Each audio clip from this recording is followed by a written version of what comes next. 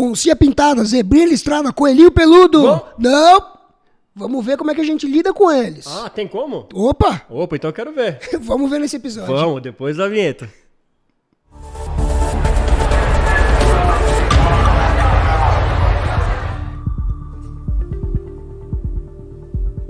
Pronto.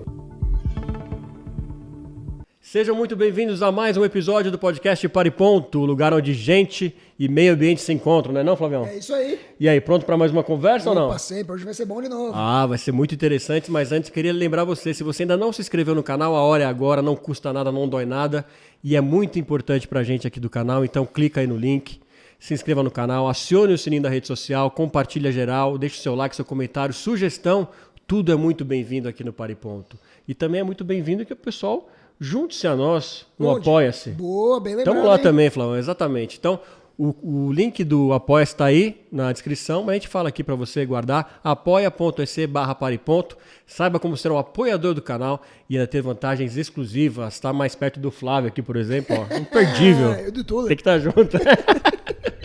Mas vamos lá, sem mais delongas, vamos chamar o nosso convidado aqui para falar sobre biodiversidade, sobre fauna. Ele que é formado em Animal Science lá nos Estados Unidos e também mestre em reprodução animal. Sabia disso, Flávio? Que chique, hein? É, rapaz. Gonzalo Barqueiro, seja muito bem-vindo, meu cara. Tudo bom? Beleza. Boa tarde, obrigado. Começa explicando pra gente aí, já falamos o nome em inglês aqui, Animal Science. Falei, poxa, o cara aí manja tudo de animais e tal. Como que é essa formação que você fez, né? E em que você se especializou aí pra chegar na carreira que você tá hoje? Vamos lá. Eu fiz faculdade que chama Animal Sciences, fiz nos Estados Unidos, Universidade de Illinois. Ela é um tipo de mistura entre biologia e zootecnia. Lá é um pouquinho mais amplo, então você pode escolher os caminhos, né? Não é uma coisa fixa. Então, você tem 5 matérias, você tem que fazer 3, por exemplo. Então você pode levar para um lado ou para o outro, mais laboratório, mais campo, enfim. Então comecei isso pensando, sempre gostei, pecuária, gado, cavalos. E foi evoluindo, acabei me envolvendo em alguns projetos com fauna, com controle reprodutivo de um veado lá, chama veado cauda branca. E através desse orientador ficou falando, faz mestrado, você gosta de pesquisa e tal. E aí acabei fazendo pesquisa, acabei fazendo mestrado em reprodução animal. Tá. E aí já vim para o Brasil e... Legal, e aqui no Brasil você chegou trabalhando com o quê? E hoje o que você está fazendo para o pessoal ter essa introdução e a gente já emendar aqui nas histórias bacanas que a gente vai trazer? Vamos lá. Esse projeto com o veado cauda branca era um controle reprodutivo desse cervo. Né? Tá. Então, o que aconteceu era uma ilha e lá nos Estados Unidos a caça para controle é legalizada, ela é regulamentada. E aí, como essa ilha era praticamente um condomínio urbano, e aí ele falou assim, não pode controlar através da caça, que estava uma sobrepopulação. E aí, a gente desenvolveu, então, um controle através de hormônio, como se usa no humano. Tal, e aí, assim, conseguir controlar aquela população sem fazer essa intervenção com um abate. Entendi. Né? Era uma superpopulação, então, desse superpopulação, veado lá. Isso. E aí, eu vi, saíram algumas matérias, isso 2001, com o problema das capivaras no Brasil. Principalmente então não é de no estado hoje de São isso. Paulo. Não é de hoje esse lance da capivara. Não, isso já vem há algum tempo, já está em discussões a nível de política pública, já desde aquela época que eu era iniciante nesse meio dos animais silvestres. Já estava na pauta, bem ali, bem quente, vamos dizer. E aí, por ali que eu então falei, faço o mestrado, e o orientador falou assim, você tem que continuar. Eu falei assim, tudo bem, eu faço o mestrado, mas deixa eu fazer a parte prática, o campo, a pesquisa em si, no Brasil. E aí que eu vim, e aí comecei a aprender um pouquinho da nossa maravilhosa fauna brasileira aqui, que não tem igual. Bom, ele abriu a porteira, agora tem assunto, hein? Cara, eu já tô me coçando. Então aqui. vai lá, Flavião. Eu que vou? A bola é sua. Não, você já falou da capivara, é o assunto que tá mais em alta. Ultimamente a gente ouviu falar de capivara como nunca, né? Por conta da questão da febre maculosa, que aconteceu na região da Grande São Paulo, em Campinas. Teve um surto de febre maculosa, vitimou algumas pessoas e tudo mais. E você falou de animais silvestres, então, e falou do problema. O Tuller falou aqui do problema das capivaras. Que problema é esse? Contextualiza pra gente entender o que tá... Vou tentar resumir. Por favor. Tem vários outros assuntos aqui em uma hora. Bora lá. Então, assim, o que acontece? Vamos falar em um condomínio no interior de São Paulo.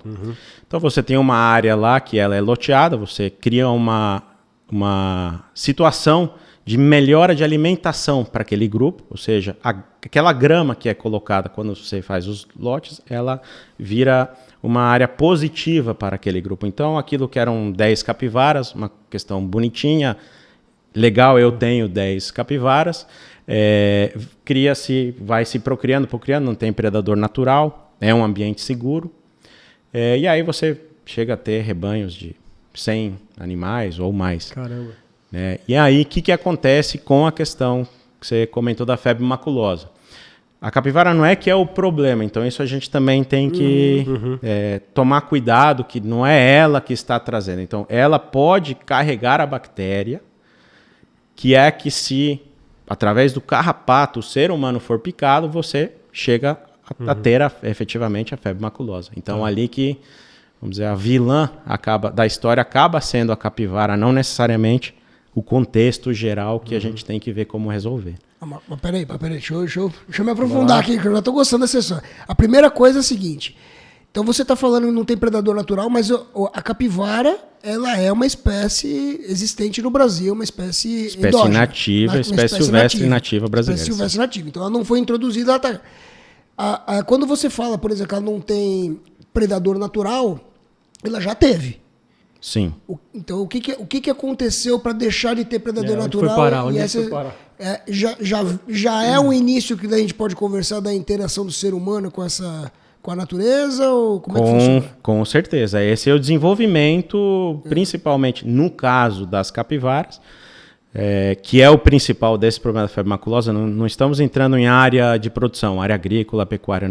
A conversa para a maculosa, principalmente, ela se envolve em áreas de ser humano, porque você tem, por esse desenvolvimento, o predador foi embora, foi tirado, enfim, o que for. Então, ele não está mais, seriam as onças, onça parda e onça pintada. Então, que é uma espécie em extinção no Brasil, ou não? A onça pintada está na lista de extinção, a parda... Eu acho que não está em extinção, está no nível logo antes de. E você está vendo muito retorno já para, nessas cidades, já está tendo muito avistamento dela. Ou seja, ela aparentemente, não tenho esse dado técnico, não trabalho com onça parda, mas aparentemente ela está voltando, os níveis, principalmente em áreas urbanas, está tendo muito mais avistamento. Então fica mais complicado você pensar numa área urbana, né? Que as capivaras aparecendo aqui, você falou região de Campinas, até em São Paulo a gente tem visto muito mais capivaras, por exemplo, no Rio Pinheiros, né? Então aqui que São Paulo que não vai ter mesmo predador, né? Aqui não vai ter predador, não. Inclusive foi como quem trouxe, um dos meus primeiros trabalhos aqui foi quando foi feita a remoção das capivaras na calha do Rio Tietê. Tá. Então... Com quem eu trabalhava, ele que fez isso, então foi uma das primeiras trabalhos meus efetivamente com capivara e foi sensacional porque eu tive que aprender assim, olhar para o bicho, como que ele se mexia, porque você não tinha água para trabalhar. Então elas foram capturadas da calha do Rio Tietê e levadas para o Parque Ecológico Tietê, que fica ali no início da Ayrton Senna. Aí você não pode tocar naquela água, né? Então, assim, olhar para o bicho, tô virado para cá, vai entrar, vai subir, o que vai fazer? Então, como aprendizado, foi sensacional. Foi um dos trabalhos mais difíceis que eu já fiz, porém, faria de novo tranquilamente, porque tudo somou para eu hoje saber muito especificamente dessa espécie. E nesse caso, essa seria a solução, então? Você pegar esses bichos e fazer um remanejo de lugar, né? Para um habitat que seja mais ideal para ela e também para o nosso convívio? Vamos lá. Solução é uma palavra complexa, porque você tem questões pontuais. Então, você pegar de um lugar, se existe aquela bactéria circulando naquela região, você simplesmente vai levar um potencial problema para outro lugar. Então, não necessariamente é uma solução. Pode ser, às vezes, se você não tem a bactéria circulando naquela população, naquela região, e levar para outro lugar. Agora, no estado de São Paulo, praticamente esquece, porque tem capivara em tudo quanto é lugar. Caramba. Então, ela é territorial. Então, se você já tem um grupo ali, você vai criar uma briga de gangues, vamos colocar para o leigo entender. Vai entrar o grupo novo e aqui é briga, assim, Pra valer. Pra valer até bicho morrer. Os Caraca. dominantes. Elas são fofinhas, bonitas, mas são... Quando tem essa questão de territorialidade, é bem complicado. Então, não é o caminho. Que o estado de São Paulo, ou seja, temos outros estados com essa situação, hoje aceita. Primeiro passo, você entender a situação, que nem eu coloquei, é pontual. Então, você tem um condomínio fechado. Você pode ter capivara saindo ou entrando dessa área. Você tem, por exemplo, um duto de passagem, uma água que você pode ter um grupo de fora. Então, fala assim, não, eu vou tirar daqui. Depois eu explico o que pode ser tirar. Eu tiro daqui, mas você pode ter uma entrada, uma nova imigração ali, ou ele é vedado. Então, esse é o primeiro passo. Como é que ele usa essa paisagem? Tem condomínios imensos em áreas, tem condomínios menores, questão de matas, água, enfim. Principalmente você vai olhar a mata e a água, que é onde elas vão ter o refúgio, e a água que elas acabam é o lugar de fuga. Né? Então, qualquer coisa que a capivara sempre acaba indo para a água. Então, hoje, o que podemos fazer? Primeiro, faz essa avaliação, apresenta para a Secretaria do Meio Ambiente, fala assim, temos isso aqui. Aí você olha, é uma área endêmica da Rickettsia, que é a bactéria que causa febre maculosa ou não. Como é que está utilizando? Tem humanos perto ou não? É um condomínio? É um parque ecológico? Enfim, qual que é o trânsito de pessoas? Você pega todo o contexto para poder avaliar quais são as melhores soluções ou possíveis soluções. Feito isso, você solicita para fazer sorologia, ou seja, tirar sangue e ver se aquela bactéria está circulando nessa população. Com esse conjunto de questões, eles podem autorizar ou não a retirada. Para você não levar esse problema para fora, se tem a bactéria, é eutanásia. Então, os animais se faz sedação, eles dormem, e aí é feito uma... Como você tem um cachorro já com uma doença terminal, ou está velho... É um bom exemplo que acontece muito. Vou colocar muito para dormir. Né? Então, isso é uma das possibilidades hoje dentro do estado. Então, translocação, pegar e levar para outro lugar, no meu conhecimento, não foi trabalhado ainda. Entendi. A outra opção é controle reprodutivo. Não tem a bactéria, vamos castrar, como se fazem ações de prefeitura na rua com cachorro e gato, ou você com o seu próprio cachorro em casa, sua cachorra não quer que ela se reproduza, você faz com controle reprodutivo. E aí aquela população é estável, ela não cresce. Então, assim, é mais complexo em termos, dependendo tudo do que está acontecendo. Da situação. Tá. Não, sensacional, porque, bom, primeiro que o assunto não é capivara, né? Já deu para perceber que a gente vai falar de manejo, de convívio com animais silvestres, da relação que nós temos com eles. Então, assim, a capivara já de cara já ficou claro que não é o problema em si. Na verdade, nesse caso específico, é o carrapato e a febre maculosa. Então, assim, é possível a convivência com o animal e o manejo é adequado caso a caso. Mas não são todos os animais que permitem esse tipo ou que permitem, não. Para cada animal e para cada situação, existe uma forma de tratativa diferente, não é isso? Com certeza, e só colocando um a mais, assim, a maioria dos animais não se beneficia de um convívio próximo do ser humano. As capivaras se beneficiaram, digamos, as populações cresceram. Encontraram um ambiente propício. Seguro, né? A gente proporcionou isso. Perfeito. Então, se for assim, mas o ser humano destrói e tal, enfim. Nessa mudança de paisagem, que a gente fala tecnicamente falando, a capivara se beneficiou, como acontece com vários outros animais. Então, por isso que cada coisa é uma coisa. Cada espécie, cada local, o contexto total sempre tem que ser avaliado. E a gente vê isso direto, né? Mesmo sem conhecer, sem ser especialista no assunto, a gente vê esse tipo de situação acontecendo várias vezes. A gente que mora na região da Grande São Paulo e houve um avanço para áreas vegetadas que passaram a ser não vegetadas mais, né? Urbanizadas em si, a gente vê a relação de saguis, por exemplo, que aparecem direto e convivem com a gente que viveu na mata, e no final das contas começam até a entrar nas residências e tudo mais. Quem vai para a região do sul do país, na região das cataratas, vê muito aquela questão dos coatis, né, e dos animais, enfim, é o avanço do ser humano dentro do habitat natural deles e acaba vendo essa convivência. Mas isso a gente está falando de animais silvestres. Agora, existem outros animais que foram introduzidos em outros ambientes, né? A gente está... não sei onde... Eu li que a gente tem mais ou menos 270 espécies exóticas introduzidas no Brasil. Não sei se esse número é um número atualizado, mas que tem causado problema. Nos noticiários aparecem o peixe-leão no norte do país, no Nordeste. Existe o problema ou a questão com os tubarões que está acontecendo no litoral do Nordeste também. Não sei se é uma questão de convivência também. Na verdade, esse assunto para te provocar e dizer...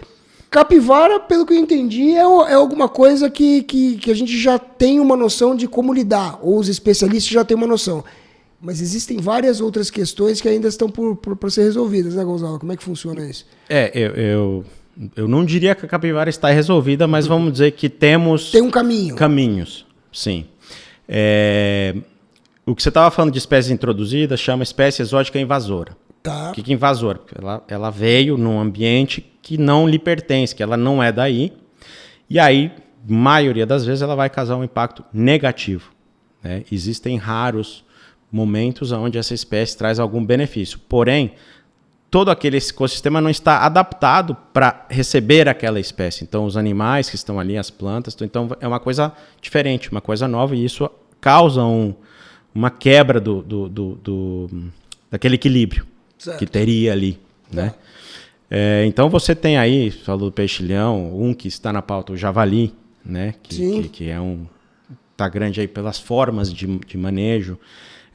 Você tem próprios animais domésticos, que nesse caso seriam invasores, gatos em Ferais, em Fernando de Noronha, predando as aves silvestres locais de lá, ou seja, um animal que vemos todo dia, sendo um problema para a fauna local, ou seja, você tem, eu acho que o Parque Nacional de Brasília com problema com cães ferais. O que é um animal feral? É aquele animal que, se você é o cachorro de rua, não, é um animal que ele não precisa mais do convívio com o ser humano. Então, o animal cão de rua, ele vai pegar um lixo, alguém vai jogar ali alguma coisa, ele precisa estar próximo do ser humano para sobreviver de uma forma ou outra, não que ele seja de casa. Mas já o feral, ele já vive totalmente sem necessidade do ser humano. Numa mata, ele caça, eles formam matilhas. Então, isso é um outro problema. Mas que é proveniente de um cão doméstico que acaba se adaptando para um ambiente natural, é isso? Sim, por exemplo, um animal doméstico, aí um cachorro. Foge de casa. Fugiu, virou aquele cachorro de rua. Certo. E aí vai indo, vai cruzando, procriando, e alguns desses podem acabar indo nas matas, se tem alguma coisa próxima, e acaba que depois viram matilhas mais para frente, não tem quantos anos isso demora, e viram como se fosse um bando de lobos. Um predador que não era natural para aquela região. Não era natural daquela região. A gente não tem canídeos, por exemplo, desse tamanho no Brasil. Mais próximo o lobo-guará, mas não é um predador e não forma grupos como as matilhas de cães ferais. E nesse tipo de caso, então, Gonzalo, como que passa a ser o estudo, né, para saber o que fazer nessa situação para manter o equilíbrio dessa biodiversidade que já estava lá? Quais seriam as opções, então? Sempre você faz a avaliação daquela paisagem, daquele ecossistema ali, né, daquela região, micro ecossistema, né? Então, uma das principais ferramentas hoje é o que a gente chama de câmera de trilha, armadilhas fotográficas.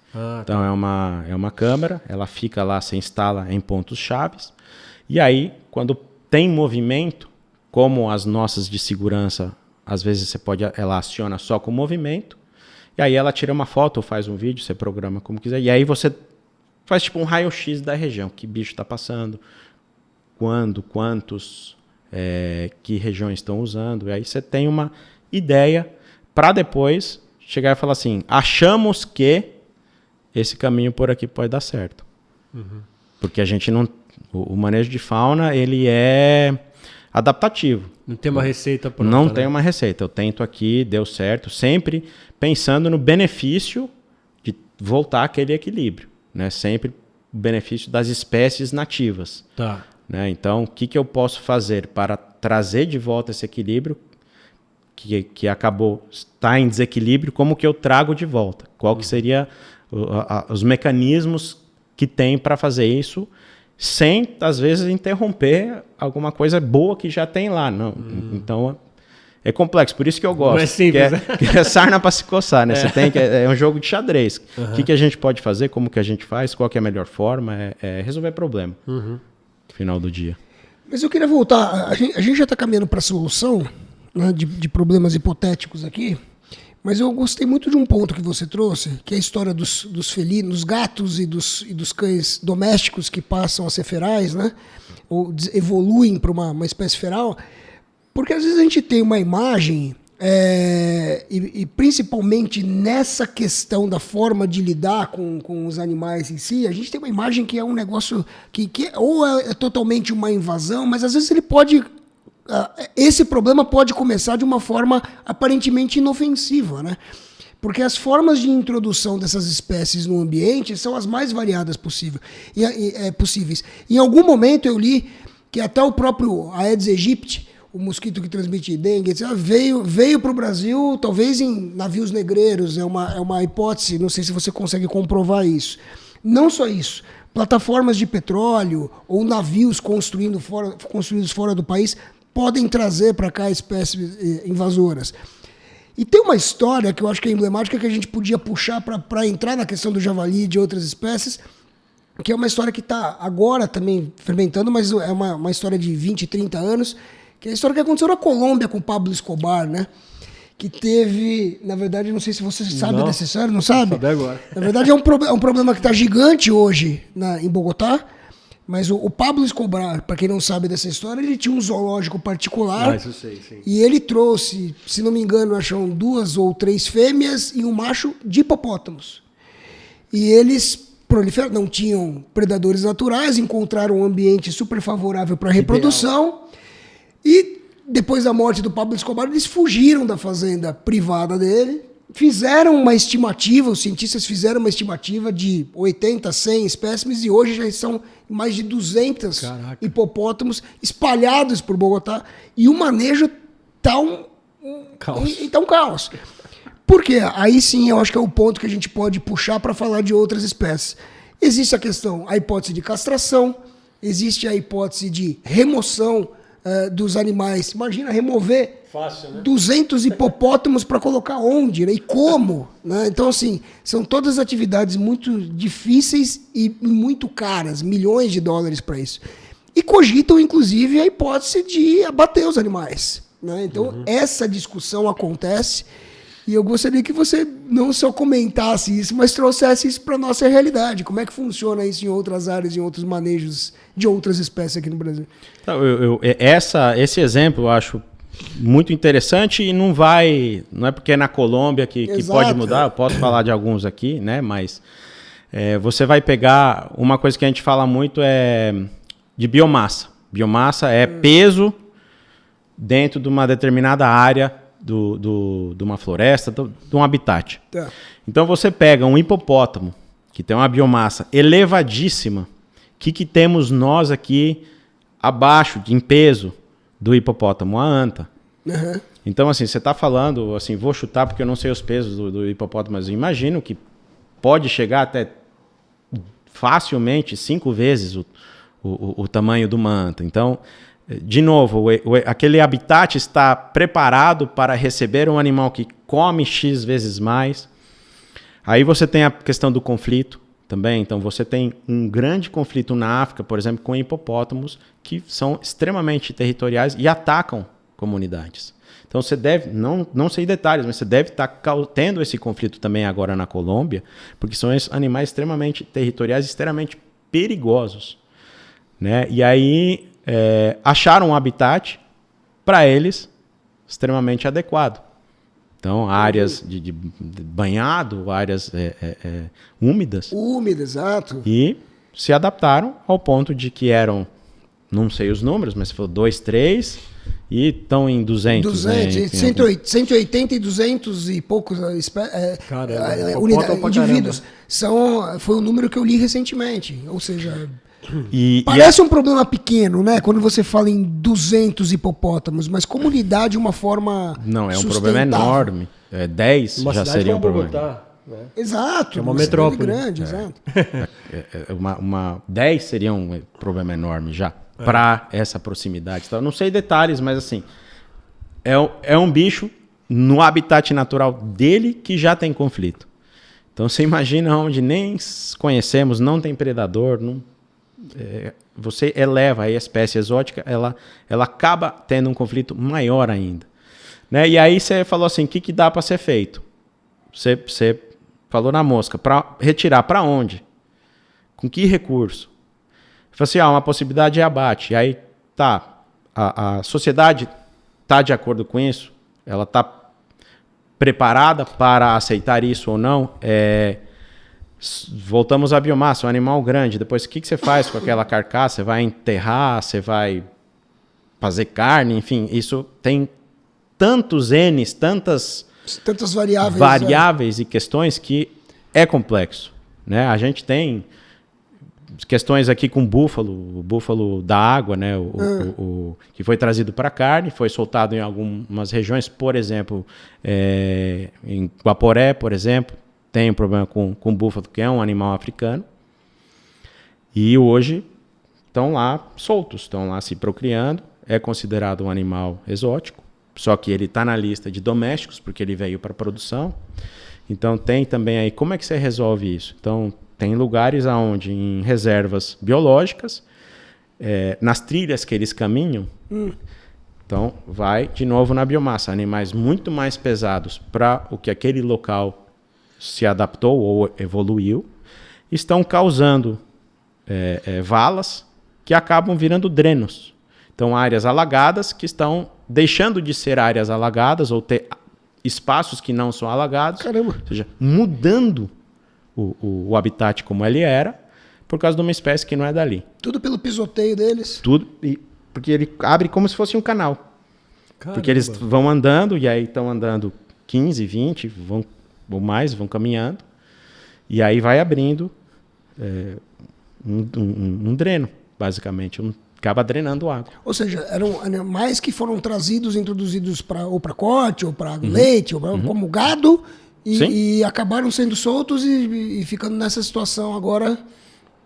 Viraram selvagens. É a mussarela de búfalo. Sim. Você vai na pizzaria, pede a pizza, vem deles. Só que esses ficaram soltos, assim, já viraram selvagem. Não precisa do ser humano. Estão lá vivendo, reproduzindo tudo naturalmente. Não é mais um ambiente, uma fazenda, né? E nessa questão dos hipopótamos, e eu acho que dá para fazer um paralelo com relação à questão dos búfalos, e talvez com relação ao javalis, por exemplo, é que, por exemplo, alternativas menos drásticas, vamos dizer assim, como, por exemplo, a castração, eu estava lendo que o problema é o seguinte, você castra, ele para de se proliferar hoje. Mas eu não sei quanto tempo vive nem um búfalo e nem um hipopótamo, mas a estimativa é que isso demore 45, 50 anos para que a situação volte a se estabilizar, porque eles vão continuar vivos nessa condição. Claro. Excelente ponto. E mais um, além disso. Então, assim, ele demora esse tempo, ou seja, continua com o dano. E qual que é a nossa capacidade de ter técnicos aptos para falar assim, tem uma população nesse espaço de 5 mil indivíduos, você tem que pegar um mínimo lá, dependendo da reprodução de cada um, para você ter um efetivo de realmente conter, porque senão aqueles que você não conseguiu ainda fazer o controle reprodutivo vão continuar reproduzindo. Então você só está enxugando o gelo. Você não está chegando a nenhum efeito. Efetivamente não chega, não resolve.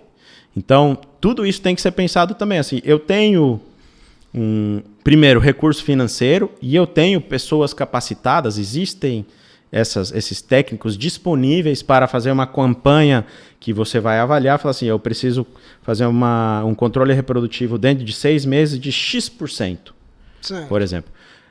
Vamos falar rapidamente do javali, por exemplo. Os números, números reprodutivos, que eles são altamente reprodutivos, falam, por exemplo, em Estados Unidos, que tem a caça controlada, que você pode fazer o controle por caça. Assim, você quer controlar uma região, você tem que fazer o controle de pelo menos 70% daquele grupo, daquele bando que tem naquela região, para mantê-lo igual para o ano seguinte. Porque reproduz tanto, dá tanto filhote, que se ficar 30%, ele vai virar de novo o que você tem o ano que vem, o que você tinha. Não sei se ficou claro. Não, ficou claro, mas deixa eu só para encerrar. Já que a gente foi e voltou para o javali, enfim, o javali já é um problema que está espalhado pelo Brasil, né? Mas para quem não sabe que problema é esse, contextualiza. Eu ia perguntar exatamente isso. Era isso? Qual é do javali? Então, pergunta você, então. Qual é do javali, né? Pra gente, que a gente ouviu muito falar disso mesmo, a gente que não está próximo desse trabalho que vocês fazem, Gonzalo. O que está acontecendo? É uma superpopulação? O que ele está degradando? Como que é essa relação dele com a gente aqui? Só quem é fã do Obelix manja pra caramba. Pra quem não é Conhece bem. Pra quem não é fã do Obelix, qual é?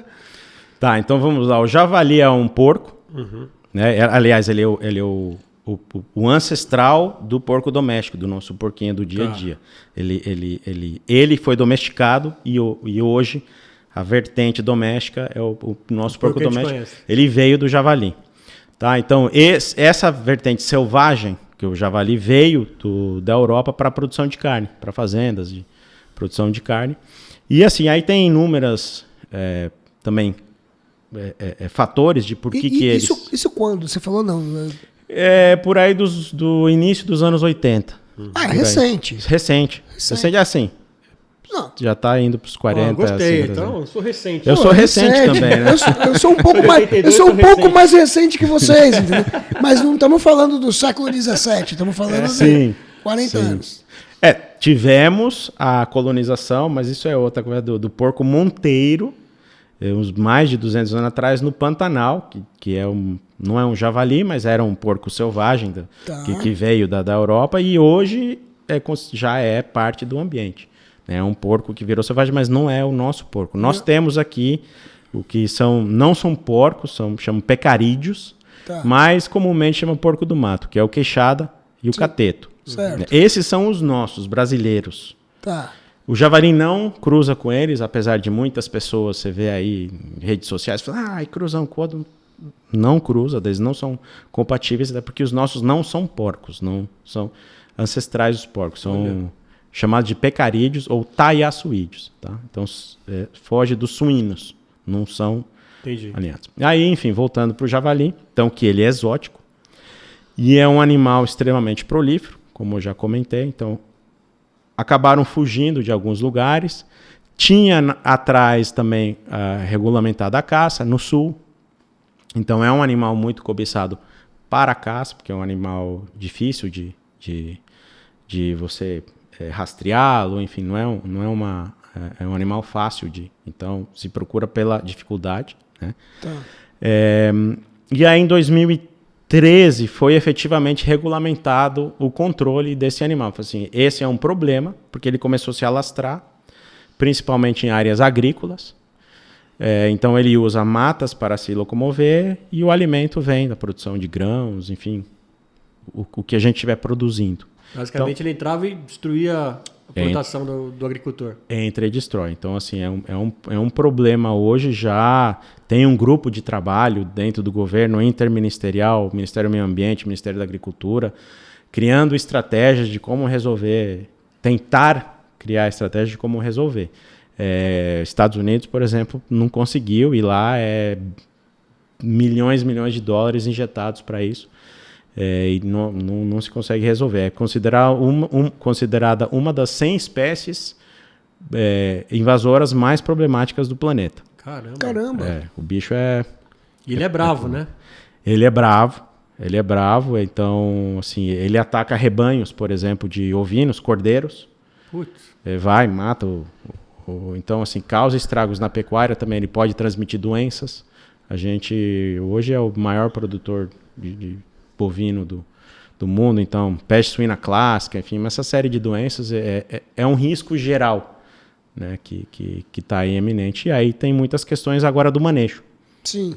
Como manejar esse animal, como controlar, e como eu disse, os Estados Unidos não resolveu ainda. Então, e aí tem a polêmica do abate, né, como pode, não pode, enfim. Então... A caça do javali... Como é que você falou que os Estados Unidos investem milhões de dólares anualmente para controle do javali, ou tentativa de. Eles investem em que frente?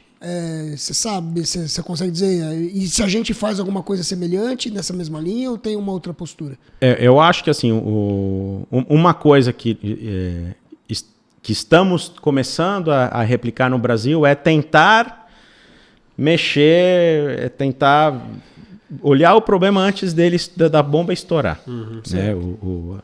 Acho que o brasileiro às vezes deixa a bomba estourar e aí eu corro atrás de problema. Então o brasileiro é ótimo em resolver problema. Né? Então, não, calma, vamos tentar resolver para a bomba não estourar. O que os Estados Unidos faz? Já tem uma frente, já tem especialistas discutindo isso.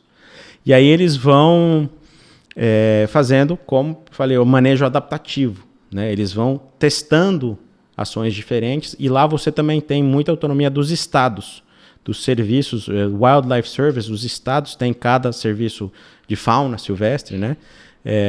E aí eles vão testando porque tem a questão também do local. Então, a minha solução no Texas pode ser diferente da minha solução na Flórida. São ambientes diferentes, são realidades diferentes.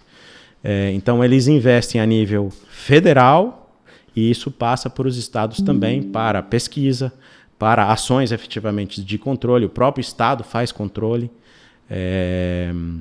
Então, acho que essas conversas aí avançam um pouco mais devagar do que a gente precisava, mas tem conversas no Brasil. A questão é que no Brasil tem muita polêmica ainda em cima dessa espécie especificamente, porque ela envolve o abate, ela envolve caça, envolve armamento. Então, além da questão técnica, como resolver ou não, tem a questão também, se mistura com a questão política, enfim, opinião pública. Então, acaba virando ali uma salada complexa de se resolver.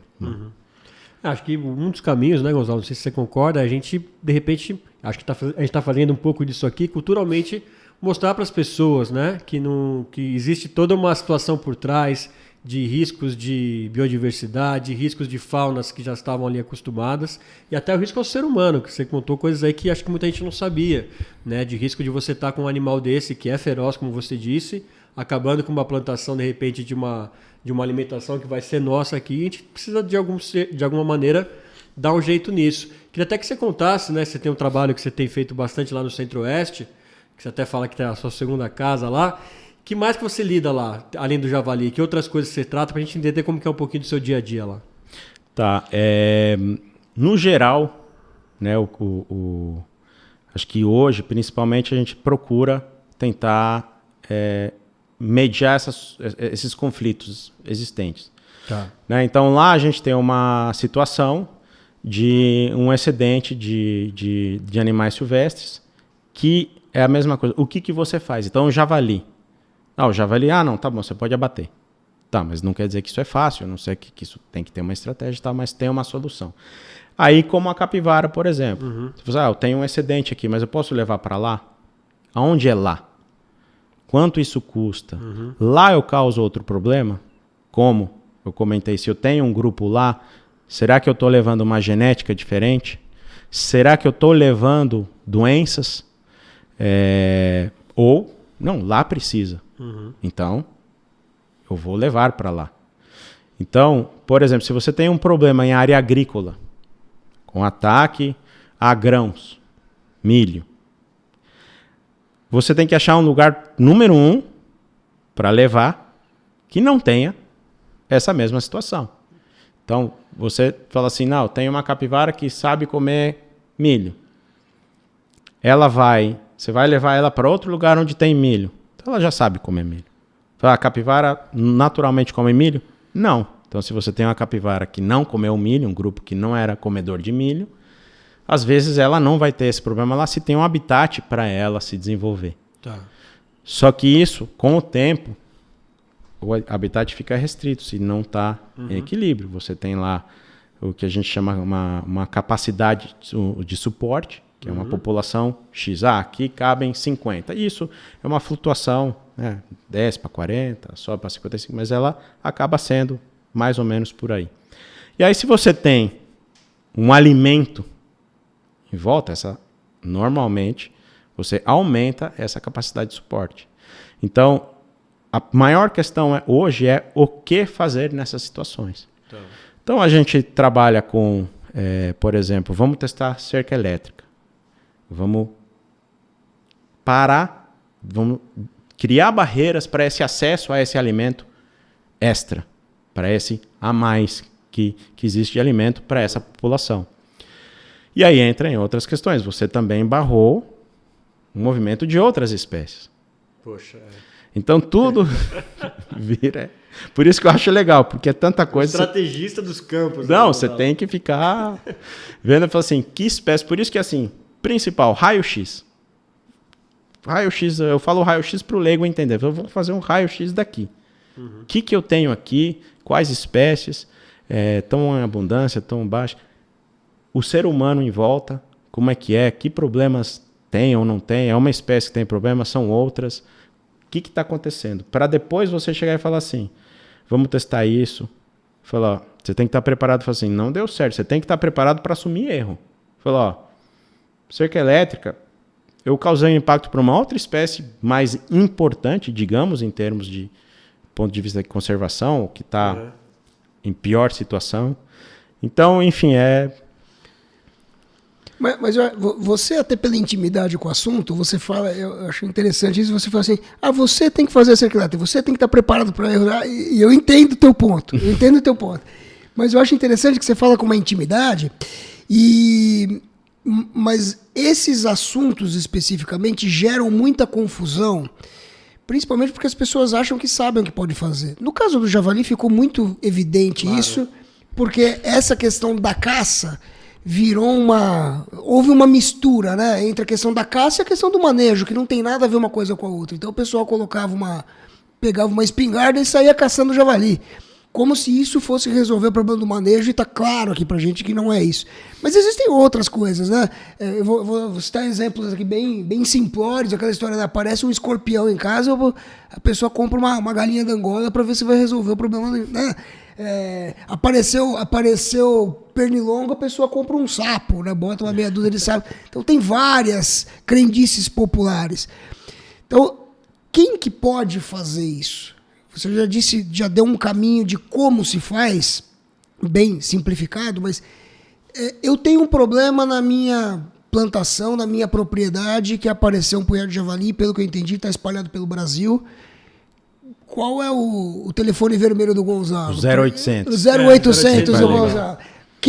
Quem que eu procuro? O que eu devo fazer? Eu mesmo vou lá e coloco uma cerca elétrica? Eu acredito que não. Quem eu chamo para fazer essa avaliação? Quem tem experiência para fazer isso? Quem são as pessoas, os órgãos, enfim? Tá, vamos lá. Javali, que é uma coisa à parte, então vou começar com ela, porque aí os outros... Animal silvestre é uma coisa. Compra uma espingardinha e sai atirando em javali? Não, né? É o que todo mundo pensa. E é o que pode ser feito, mas não é só comprar uma espingardinha. Então, quais são os passos? Né? Vamos separar armamento de caça. Então, primeiro, armamento. Então, você quer ter armamento. Independente de ser caçador ou atirador esportivo, ou seja lá o qual você quiser, o tal do CAC, caçador, atirador, colecionador, você tem que passar por um processo de tirar essa licença. Então, comprar uma espingardinha e sair atirando... Jamais, porque esse processo a não ser que seja ilegal, aí é outro... não. Vamos falar, né? Ilegal, então, assim, dentro dos passos, isso não é simples, isso custa dinheiro, um bom dinheiro, seja para o processo, seja para o armamento. Então, esse seria, vamos dizer que abate através de armamento. Então... E só para, já que a gente entrou nesse assunto, a caça do javali ou de algum outro animal está regulamentada no Brasil? Só do javali, é a única espécie regulamentada no Brasil. Tá. Que, para ser técnico, a caça não é ilegal no Brasil. A Lei de Fauna, que é 1967, ela fala que deve se incentivar as caças, clube de caça e tal, mas ela deve ser regulamentada. Ok. E ela nunca foi. Então, o que aconteceu com o javali? Se regulamentou, se teve uma instrução normativa que regulamentou o controle especificamente para o javali. Então, ele dá as diretrizes, o que você pode, como é que você pode. Tal. Ok, então juridicamente há uma regulamentação para o javali, e na ausência das demais é proibido. Exato. Então, primeiro passo, armamento. Para você fazer o controle do javali, você tem que fazer um cadastro no IBAMA e você tem que ter a autorização da área. Você é um produtor rural, eu quero trabalhar na sua área e ir fazer controle. Eu tenho que ter uma autorização sua para entrar no IBAMA e pegar essa autorização de manejo especificamente para aquela matrícula rural, para aquela área. Então, esses são os passos. Então, não é simples. Essa é uma das críticas que o setor produtivo faz. Fala assim, mas o javali não estava aqui, aí ele chegou ontem. E o que eu posso fazer? Se o processo todo demora. Aí ele poderia fazer armadilhas de captura e tal, e aí controlar de outra forma, não com armamento. Tá. Então, a gente falou do javali, mas como qualquer situação de qualquer espécie exótica... Quem eu tenho que procurar, né, numa situação Quem que eu dessa? procuro? Quem que eu procuro se eu encontrar uma situação dessa? Por exemplo, a questão do búfalo. Não sei se eu tenho uma propriedade que está sendo invadida por um búfalo, ou, enfim, outras espécies. A quem eu devo recorrer? Aqui existe um órgão, existe uma empresa, existe uma entidade, Tá, vamos lá. A maioria das questões de fauna, sempre todo mundo entende que é IBAMA. Uhum. Tá. Porém, alguns estados, e aqui que fica complexo, aí foi repassado, teve uma lei que repassou o manejo para os estados.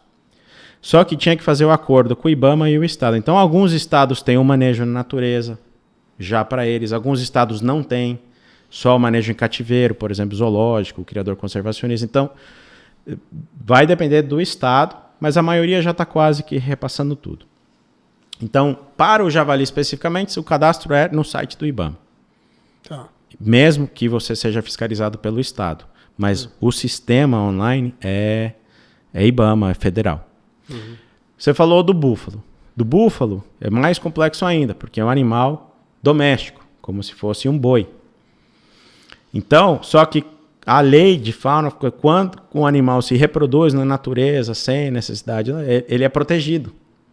Então, você fala assim, um animal doméstico eu posso abater, ou eu posso resolver, enfim. Não é bem assim, mas não é.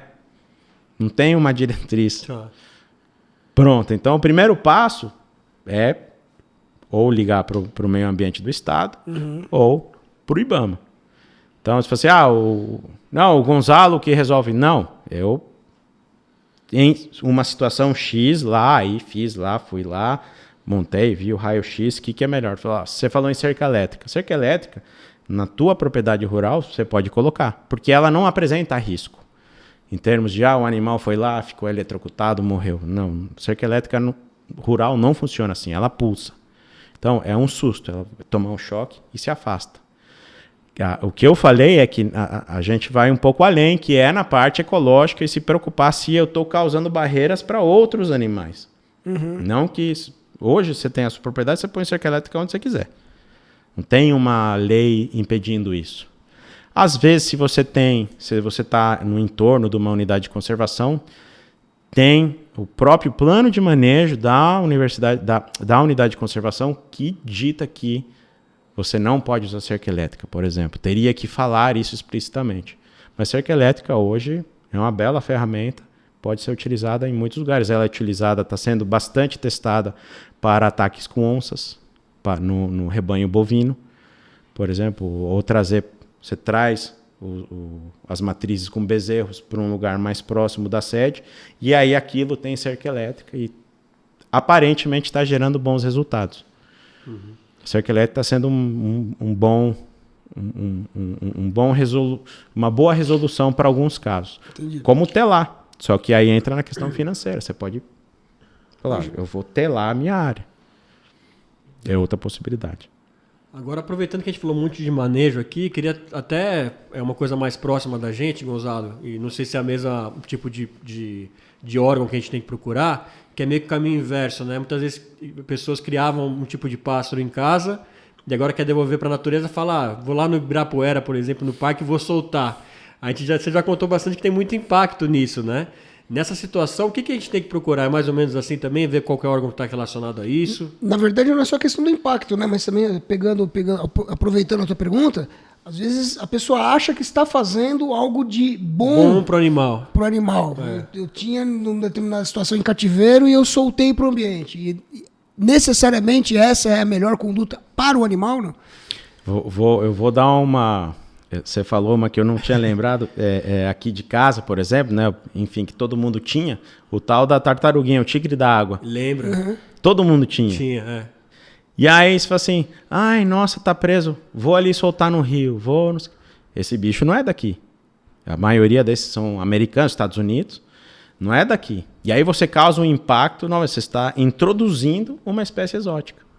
Porque você achou que seria bom para o animal. Uhum. Então, não sempre é assim, branco e preto.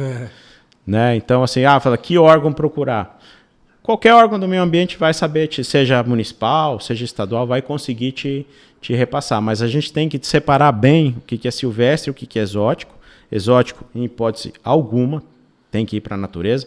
Não sei se vocês viram, eu acho que foi no Parque Nacional da Tijuca, encontraram uma piton, que é asiática. Caramba! Numa casa, enfim, fugiu. Alguém tinha uma piton. Você pode ter esse animal como de estimação. E fugiu, e acharam. E aí os bombeiros foram lá e falaram, não, vou devolver essa jiboia, que é brasileira, vou soltar no parque. E aí aquilo virou uma arruaça, assim. Putz. Inúmeros técnicos, pessoas procurando essa piton, porque vai saber se estava com ovos, se podia, né, aí começar a se proliferar dentro de um parque. Meu Deus. Né? E estamos falando de bombeiros, né? Ou seja, em teoria, com algum nível melhor, mas é assim. Não, é o bicho, vamos soltar na natureza. Sempre é o primeiro... na hora, né? Primeiro pensamento. E realmente seria, enquanto mais rápido, melhor, se o caso correto for esse. Então, você achou um filhote, primeira coisa, não mexe, não toca, deixa lá. Porque às vezes, se você mexer ou levar, a mãe voltou para procurar, ou já não está, ou enfim. Se a mãe estiver de boa, ela vai voltar. Então, deixa lá, chorando e tal, mas é isso que vai, às vezes, chamar a mãe. A outra questão de soltar passarinho, enfim, isso pode ser uma grande catástrofe, se você pode estar levando doenças para a população já existente. Dificilmente você sabe se aquilo é uma espécie daquele local. Você é leigo, né? Nós. Sim. Pode ser falar, não, ela é brasileira. Tá, mas ela não é brasileira de São Paulo, ela é brasileira da Amazônia, né, do Acre. Sim. Então, sim, é brasileira, mas isso não quer dizer que ela tem que estar aqui. Né? Então, eu não lembro qual que é, acho que é um dos saguis que está tendo um hibridismo, que é quando cruza uma subespécie com outra, e está diminuindo a genética pura dos saguis da região. Eu não vou saber agora qual deles, mas isso está acontecendo. Então, porque foi trazido, enfim. Então, está tendo um cruzamento que é negativo para aquela espécie onde ela estava. E a outra questão é assim, se você tem um animal de cativeiro, um passarinho, não gosto de gaiola, tal, beleza, mas agora ele está feliz na gaiola. Tá tarde demais. Não, já assim, tem comida, está acostumado. Não, eu quero dar liberdade. Praticamente 99% de certeza eu garanto que você está fadando esse animal a morrer de fome, a ser predado, porque ele não sabe comer na natureza. Ele não sabe se virar, não sabe o que é predador. Então, assim, soltar bicho é uma coisa técnica. É uma questão que não pode ser feita simplesmente. A gente tem que se controlar no emocional quando a gente fala em fauna, porque muitas vezes a gente faz uma coisa achando que é pelo bem e está causando um mal inúmeras vezes maior do que a gente nem pensa, né? O leigo não tem nem noção do que pode estar fazendo negativo. E depende muito de espécie, né? Porque quando você fala uma piton, muita gente tem ojeriza, né? A cobra, serpentes, etc. Então você já fala, pô, não vou soltar a piton. Mas o Brasil já teve problema com cabra, a própria capivara, que é um animal fofinho, né? Carismático, etc, etc. Mas não necessariamente isso daí é uma atitude correta, né? Consciente e correta. A gente tem que ter muito cuidado, eu acho, nessa questão de dar sentimento humano ao animal. Então, como que o animal pensa? Então, às vezes, não é, ai, coitadinho e tal. Isso vem de um coração bom e de tentar fazer o melhor, mas não é sobre a ótica do que eu acho que é ruim para o animal. É assim, tentar fazer o que o animal, o que vai ser melhor para o animal. E aí a gente mistura muito essa ótica de o ser humano no animal. E isso normalmente não traz coisas boas para a fauna. Muito legal. Bacana, hein, cara? A história recente mostra que humanizar tem sido complicado até para seres humanos, Poxa, né? Quanto mais para nem me animais. fale. Pô, Gonzalo, o papo foi muito legal, cara. Assim, é uma relação com os animais aí que, claro, a gente por estar próximo, muitas vezes você contou pra gente, mas eu nunca tinha me aprofundado tanto, achei muito legal. Nosso público é muito jovem também aqui no podcast, acho que muitas pessoas podem ter se interessado. Eu sei que você estudou fora, mas quem tiver interesse em se aprofundar nesses temas, a gente tem escolas boas aqui, universidades boas para essa turma aí estudar? Cara, aqui é biologia e veterinária, eu acho que seriam as principais. Tem ecologia, que é um pouquinho mais, visão um pouquinho mais ampla, mas também é nessa linha, mas eu acho que com bicho especificamente, biologia e veterinária seriam os principais. Legal. E temos sim universidades que estão fazendo coisas boas, bem. Como outras que não, mas isso é normal em qualquer lugar do mundo. Muito bom. É isso aí? Demais, hein? Muito bom, cara. Obrigado mais uma vez, Gonzalo. Adoramos o papo, espero que você também. E que a gente volte a conversar outras vezes. Aí. Sempre um prazer estar batendo um papo com vocês e agradeço o convite. Valeu. E obrigado a você aí que conferiu mais um episódio aqui do podcast Para e Ponto. Não se esqueça, se você ainda não se inscreveu no canal, a hora é agora. Então clica aí rapidinho, não dói nada, não custa nada. E você ainda ajuda muito aqui a gente no podcast a continuar levando esses papos muito importantes, curiosos, cheios de informação, cheio de conteúdo para vocês aqui no nosso canal. Eu sou o Fernando Tuller. Eu sou o Flávio Ferlini Salles. Esse foi o Para e Ponto. A gente se vê no próximo. Até lá.